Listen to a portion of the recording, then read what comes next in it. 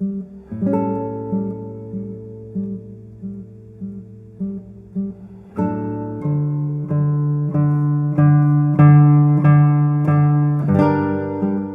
was walking through Deal and I heard the Fourth Lute Suite prelude from it. And I noticed Will was busking but playing Bach.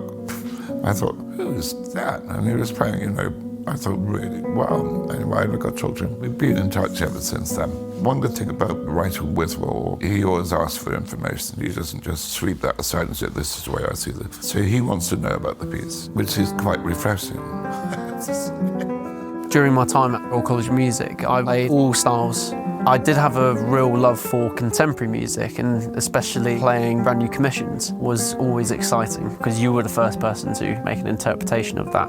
And the excitement about playing Bill's music was how fresh it was to be one of the first few people to play some of his music that hadn't been published yet.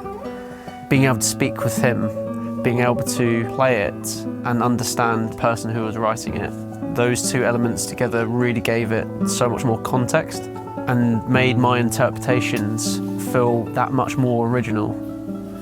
I think he understands my music, that's the point. Because of his diverse taste in music, because he does all the other things, which is what I've done, I think he picks up on that. So he doesn't play it too wooden. Everything I've heard, and interesting, he sent one of the recordings of the Isolation songs, the first one, and I just thought, oh, this is as good as it gets, really. I just thought that's absolutely brilliant. He immediately got those melancholy moods, which I found a bit worrying. It taps into that melancholy side of my nature, which I don't do deliberately. My paintings, I suppose, are melancholy and bleak. I quite like bleak. One of the big driving forces of creating this album was definitely working with Andrew Keeping, and the fact he's been my teacher. He had been a kind of mentor in recording past albums, doing really interesting projects away from just playing guitar. It really kind of diversified how I looked at music. It wasn't necessarily just about the playing, how to get music out there and create a personality within your own playing. So there was one particular composer that resonated with me, and that was Roland Dion's. He was a fantastic performer, and I loved the jazzy elements, the quirkiness, the cheekiness. I only actually met Roland once, and that was because of Amanda Cook. Amanda said you and Roland would really get on together. Apparently he was a big fan of my arrangement of Lullaby of Birdland, probably the greatest arranger in my opinion. So I was quite pleased by that.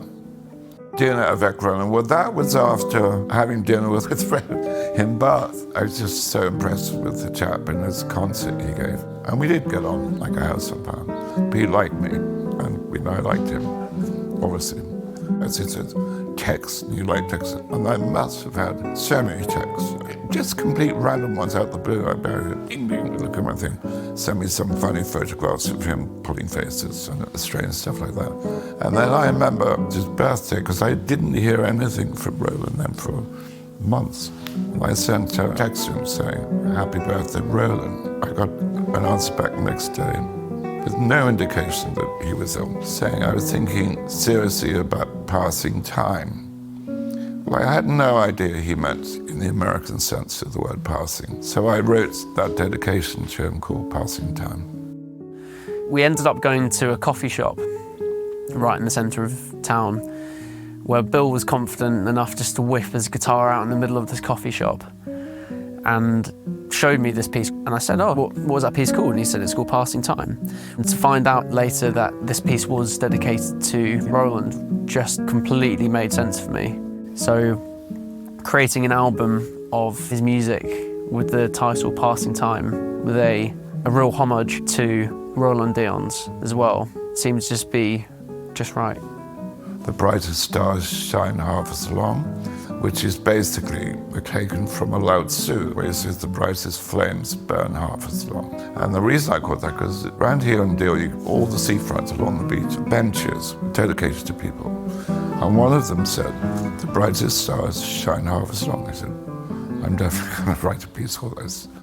Every single time I play Bill's music, I always get a refreshing response, asking who is this composer? And I say it's William Lovelady. And I really hope that the album will introduce people to his phenomenal music. I felt like the music that I was having the pleasure to play needed to be recorded. And we really hope that you will enjoy this album.